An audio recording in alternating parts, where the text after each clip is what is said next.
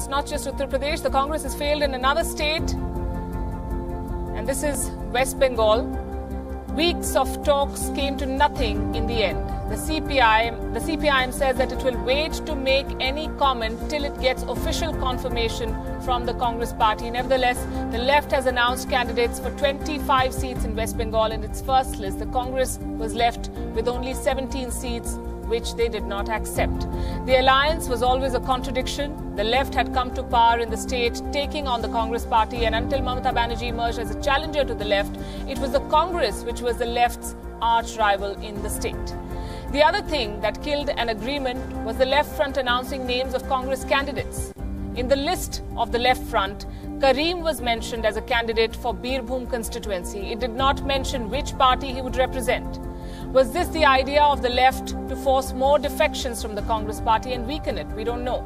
The left has often spoken about uniting to take on the BJP, but as with many things left, the gap between words and action remains huge.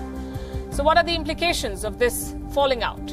One, the race will be a four-cornered one now. In the 2014 election, Trinamool Congress won 34 out of the 42 seats in West Bengal, with the vote share touching nearly 40%. The left front was second in terms of vote share, with nearly 30% of the vote, but it got only 2 seats.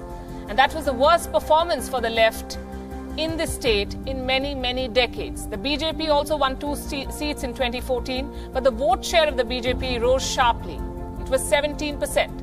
And that signified the rise of the Saffron Party in West Bengal. The Congress won 4 seats, but polled only 10% of the votes.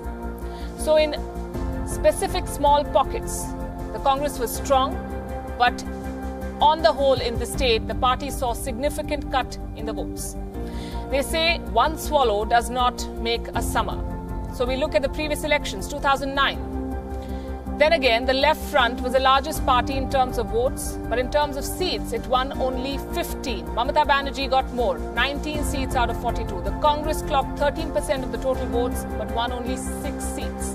So it's clear the left is on the wane in West Bengal.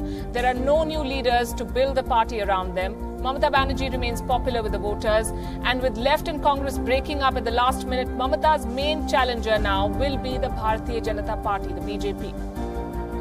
Besides, the breakdown of the Congress-left alliance would also divide anti-BJP votes that could work in favor of the BJP.